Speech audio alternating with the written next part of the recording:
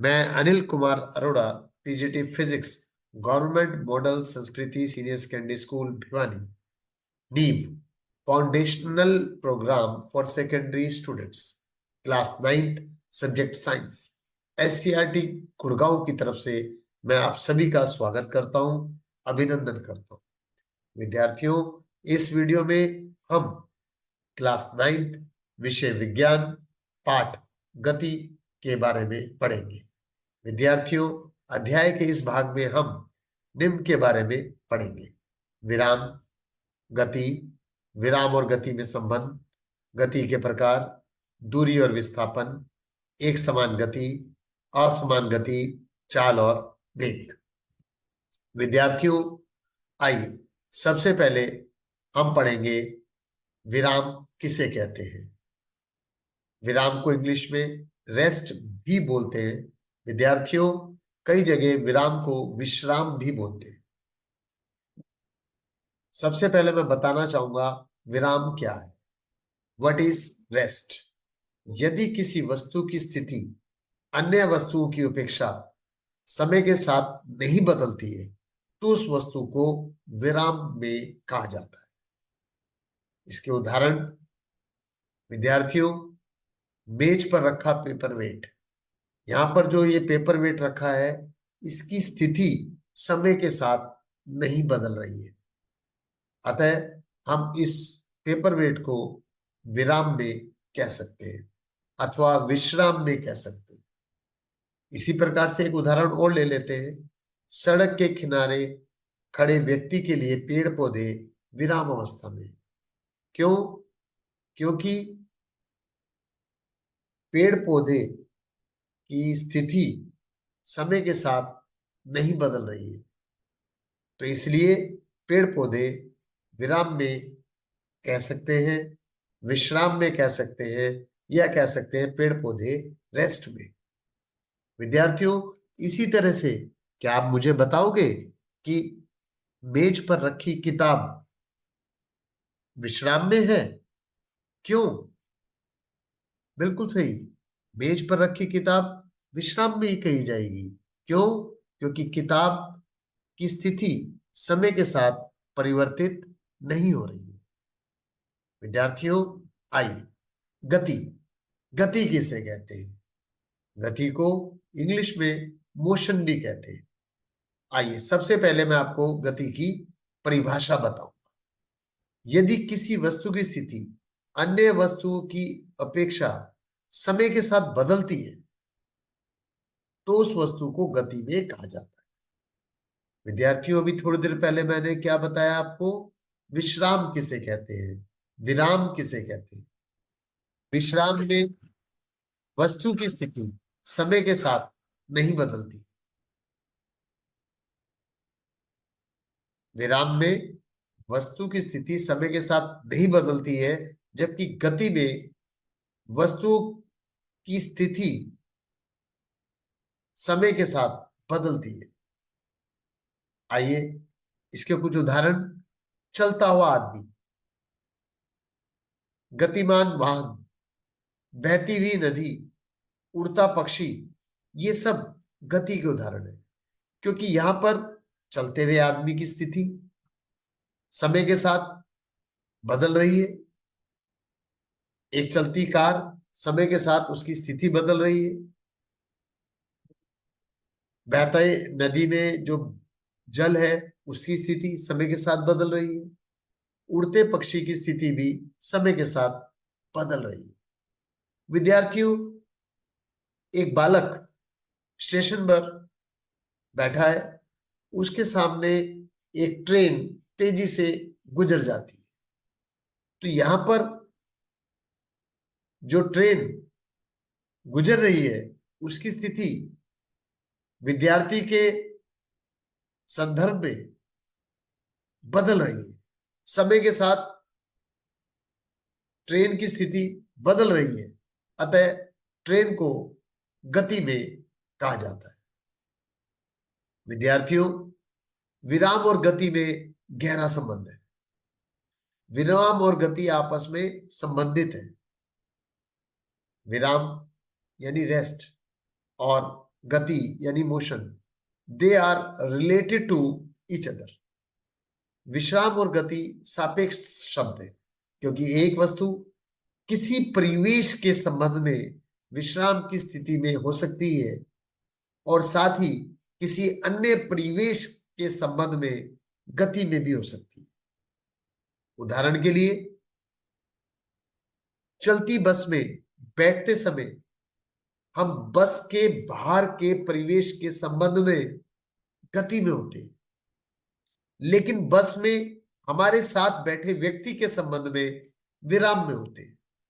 जैसा कि इस चित्र में दिखाया गया है, यहां पर एक व्यक्ति दूसरे व्यक्ति के संदर्भ में विराम में है, लेकिन बाहर के परिवेश के संबंध में गति में। विद्यार्थियों,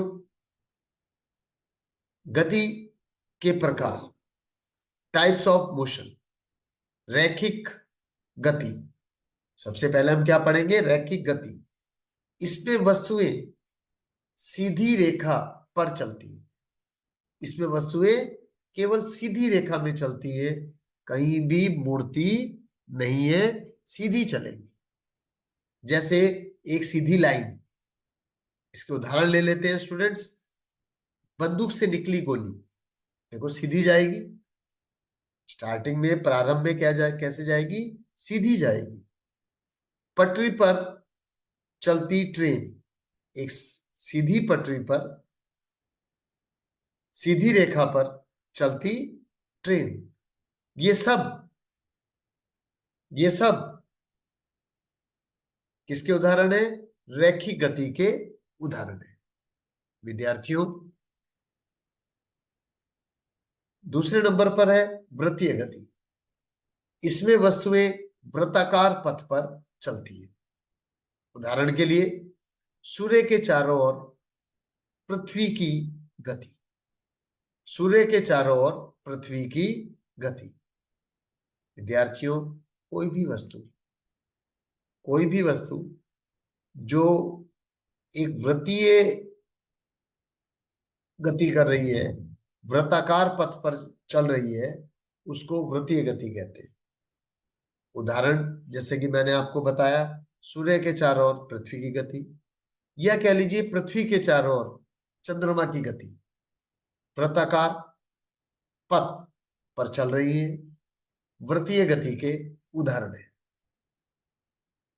विद्यार्थियों, गति के प्रकार का तीसरा प्रकार है दोलनी गति, जिसको अंग्रेजी में ऑसिलेटरी मोशन भी कहते हैं। सबसे पहले मैं आपको बताना चाहूंगा, ऑसिलेटरी मोशन अथवा दोलनी गति किसे कहते हैं। विद्यार्थियों, इसमें वस्तु एक निश्चित बिंदु के आगे पीछे या ऊपर नीचे चलती है। जैसे दीवार घड़ी के पेंडुलक गति। विद्यार्थियों, ये दीवार घड़ी है और इसके पेंडुलम की गति इस तरह से गति करती है, जैसे कि मैं दिखा रहा हूं, आप चित्र में देख पा रहे हैं। इस तरह से गति करती है, आगे और पीछे इस तरह से गति करती है। विद्यार्थियों, इसमें इस तरह से ये आप देख रहे हैं, ये पेंडुलम इस तरह से यहां पर, और ये इस तरह से गति करती है पेंडुलम की। पेंडुलम जो है इस तरह से ऑसिलेट करता है, ऐसे और फिर इस तरह से। तो इस तरह के मोशन को, इस तरह की गति को, पेंडुलम की इस गति को हम दोलनी गति कहते हैं। इसके अन्य भी बहुत सारे उदाहरण हैं। जैसे आपने अपने प्रयोगशाला में सरल लोलक को भी देखा होगा, सरल लोलक का प्रयोग भी आपने किया होगा। वो भी इसी तरह से होता है। उसके अंदर एक नीचे पेंडुलम होता है और ऊपर का जो सिरा है वो फिक्स होता है। तो उस पेंडुलम की गति से हम प्रयोगशाला में स्मॉल जी यानी गुरुत्वीय त्वरण का मान प्रयोगशाला में हम निकाल लेते हैं। तो विद्यार्थियों, समझ में आ गया होगा दोलनी गति किसे कहते हैं। आइए अब आगे चलते हैं। हमारा नेक्स्ट टाइप है, तो विद्यार्थियों आइए गति के प्रकार में चौथा है हमारे पास पीरियोडिक मोशन, जिसको हिंदी में आवर्त गति भी कहते हैं। आवर्त गति किसे कहते हैं, आइए सबसे पहले मैं आपको ये बताता हूं। इसमें वस्तु अपनी गति को समय के निश्चित अंतरालों पर दोहराती है। इसके उदाहरण है झूले की गति। विद्यार्थियों, झूले की गति, जब हम झूले पर झूलते हैं तो झूले की जो गति है वो आवर्त गति है, क्योंकि झूला एक निश्चित अंतराल के बाद वहीं पहुंच जाता है जहां से वो चलना शुरू हुआ था। दूसरा उदाहरण है सिलाई मशीन के सुई की गति। ये भी आवर्त गति का उदाहरण है। विद्यार्थियों, एक निश्चित समय अंतराल के बाद मौसम का बदलना, एक निश्चित समय अंतराल के बाद पृथ्वी का सूर्य के चारों ओर घूमते हुए उसी स्थान पर आ जाना जहां से वो एक निश्चित अंतराल पर पहले थे। ये सब आवर्त गति के उदाहरण हैं। विद्यार्थियों आइए अगला टॉपिक हम पढ़ेंगे डिस्टेंस, जिसको हम कहते हैं हिंदी में दूरी। सबसे पहले मैं आपको बताना चाहूंगा डिस्टेंस किसे कहते हैं। जब कोई कण एक बिंदु से दूसरे बिंदु तक जाता है तो पथ की पूरी लंबाई कण द्वारा तय की गई दूरी होती है। यानी दो बिंदुओं के बीच की कुल तय दूरी को ही डिस्टेंस कहते हैं या दूरी कहते हैं। विद्यार्थियों, तय की गई दूरी एक अदिश राशि है, क्योंकि दूरी का केवल परिमाण होता है। डिस्प्लेसमेंट हिंदी में विस्थापन कहते हैं। आइए हम पढ़ते हैं विस्थापन किसे कहते हैं। विद्यार्थियों, किसी कण द्वारा तय की गई न्यूनतम दूरी विस्थापन कहलाता है। यह किसी कण की प्रारंभिक तथा अंतिम बिंदु के बीच की न्यूनतम दूरी को विस्थापन कहते हैं। विस्थापन एक सदिश राशि है, क्योंकि विस्थापन को परिमाण और दिशा दोनों होते हैं। विद्यार्थियों, हमने अभी पढ़ा दूरी एक अदिश राशि है जबकि विस्थापन एक सदिश राशि। दूरी में केवल परिमाण होता है जबकि विस्थापन में परिमाण और दिशा दोनों होते हैं। दूरी प्रारंभिक बिंदु और अंतिम बिंदु के बीच तय कुल दूरी को दूरी कहा जाता है, जबकि विस्थापन में प्रारंभिक बिंदु और अंतिम बिंदु के बीच का न्यूनतम दूरी, शॉर्टेस्ट डिस्टेंस, न्यूनतम दूरी को विस्थापन कहते हैं। विद्यार्थियों, इस कंसेप्ट को, दूरी और विस्थापन को अच्छे से समझने के लिए आइए हम एक प्रश्न करते हैं। इस प्रश्न में एक साइकिल चालक पेड़ ए से शुरू होकर घर बी से होते हुए सी पर पहुंचता है। दूरी और विस्थापन ज्ञात करें। विद्यार्थियों, इस केस में प्रारंभिक बिंदु ए और अंतिम बिंदु सी है, तो दूरी क्या होगी? कुल तय दूरी यानी 4+3, इसको दूरी कहते हैं। जबकि विस्थापन क्या होता है? न्यूनतम दूरी यानी प्रारंभिक और अंतिम बिंदु के बीच की न्यूनतम दूरी कितनी है? 5 है।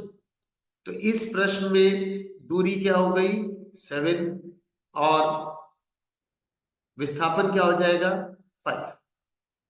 विद्यार्थियों, इस प्रश्न से आपको दूरी और विस्थापन के बीच का अंतर भी स्पष्ट हो गया होगा। आइए अब पढ़ते हैं चाल, स्पीड। इंग्लिश में क्या कहते हैं इसको, स्पीड। विद्यार्थियों, सबसे पहले मैं आपको बताता हूं चाल किसे कहते हैं। किसी वस्तु द्वारा एक छोटे समय अंतराल में तय की गई दूरी और उस समय अंतराल के अनुपात को उस वस्तु की चाल कहते हैं। विद्यार्थियों, चाल का ऐसा ही मात्रक मीटर पर सेकंड होता है। चाल को तय की गई दूरी बटे समय से परिभाषित किया जाता है और इसका सूत्र चाल बराबर दूरी बटे समय। मेरी बात समझ गए? चाल को v से प्रदर्शित किया जाता है, तय की गई दूरी को s से और समय को t लिखा जाता है। विद्यार्थियों, चाल चाल एक अदिश राशि है। जैसे दूरी एक अदिश राशि है, ऐसी चाल भी एक अदिश राशि है। आइए अब हम पढ़ते हैं एक समान चाल। विद्यार्थियों, एक समान चाल को इंग्लिश में यूनिफॉर्म स्पीड कहते हैं। यदि कोई वस्तु बराबर समय अंतराल में बराबर दूरी तय करे, चाहे वह समय अंतराल कितना ही छोटा क्यों ना हो, तो कहा जाता है कि वह एक समान चाल से गति कर रही है। यानी बराबर समय में बराबर दूरी तय कर रही है कोई वस्तु, बराबर समय में बराबर दूरी तय कर रही है, तो उसको हम क्या कहते हैं, एक समान चाल। लेकिन नॉन यूनिफॉर्म स्पीड, असमान चाल, यदि कोई वस्तु बराबर समय अंतराल में जब असमान दूरी तय करे, तब उसकी चाल असमान कही जाती है। यानी बराबर समय अंतराल में असमान दूरी, बराबर समय अंतराल में असमान दूरी तय कर रही है, तो इसको क्या कहते हैं, असमान चाल या नॉन यूनिफॉर्म स्पीड। विद्यार्थियों, आइए इसके ऊपर एक प्रश्न करेंगे। अब बस cover a distance of 2924 kilometer in 43 hours. What is the speed of the bus? Hindi में एक बस 43 घंटे में 2924 किलोमीटर की दूरी तय करती है। बस की चाल क्या है? विद्यार्थियों, आपको पता है चाल, चाल को हम v से रिप्रेजेंट करते हैं और चाल का जो हमारा सूत्र है वो होता है v बराबर दूरी दूरी बटे समय। ये हमारा सूत्र है चाल का, v बराबर s अपॉन t। अब यहां दूरी कितनी दे रखी है, ये दूरी दे रखी है, ये हमारे पास दूरी है और समय क्या दे रखा है बच्चों, ये दे रखा है। तो हमने दूरी को यहां रखा और समय को t की जगह रखा। जब इन दूरी को समय से भाग करते हैं तो हमारा उत्तर कितना आता है, 68 किलोमीटर प्रति घंटा, 68 किलोमीटर प्रति घंटा। विद्यार्थियों, आइए चाल के बाद हम पढ़ेंगे वेग। वेग को इंग्लिश में वेलोसिटी कहते हैं। आइए सबसे पहले मैं बताऊंगा वेग क्या है। किसी गतिमान वस्तु का वेग इकाई समय में वस्तु का विस्थापन है। यह कह लें विस्थापन बटे समय, विस्थापन बटे समय को वेग कहते हैं, विस्थापन बटे समय को वेग कहते हैं।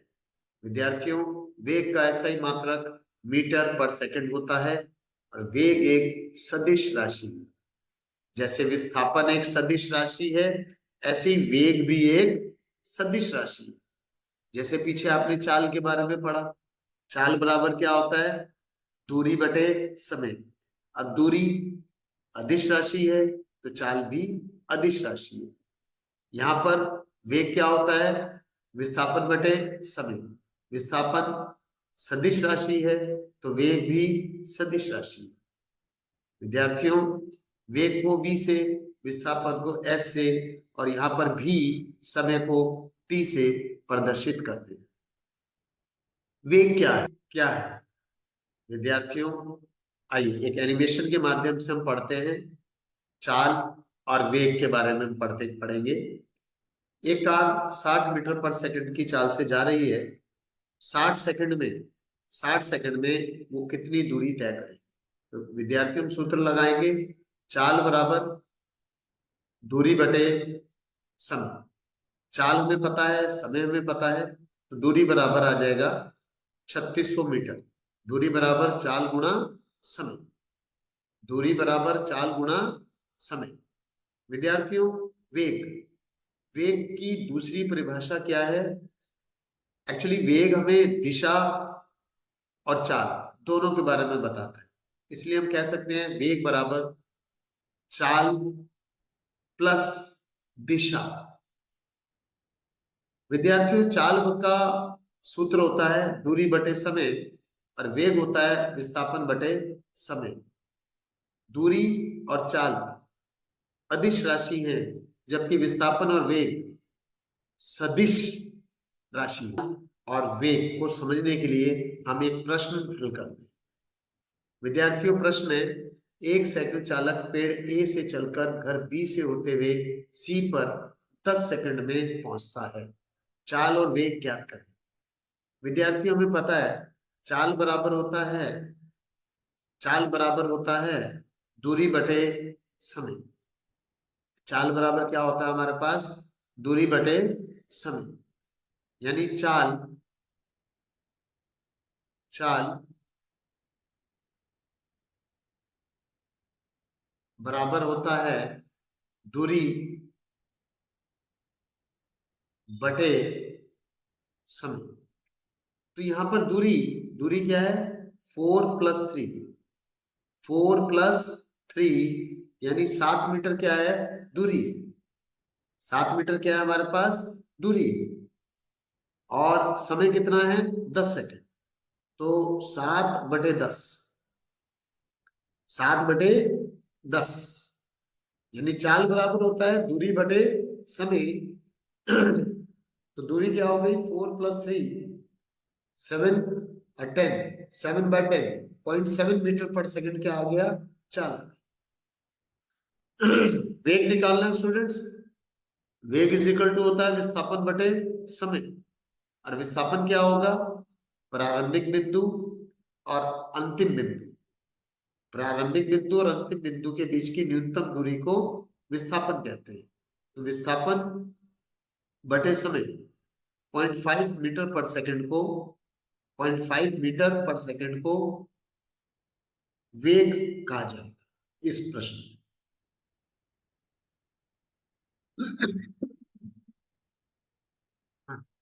आइए अब मैं आपको एक होमवर्क क्वेश्चन देता हूं होमवर्क के लिए। एक कण 20 मीटर व्यास वाले वृत्त में घूम रहा है। निम्न चक्कर के बाद इसकी दूरी और विस्थापन क्या है। एक चक्कर के बाद कण की दूरी और विस्थापन क्या होगा। 1.5 चक्कर के बाद दूरी और विस्थापन क्या होगा।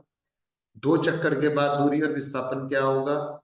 और 2.5 चक्कर के बाद दूरी, कण की दूरी और विस्थापन क्या होगा। तो विद्यार्थियों, बहुत बहुत धन्यवाद।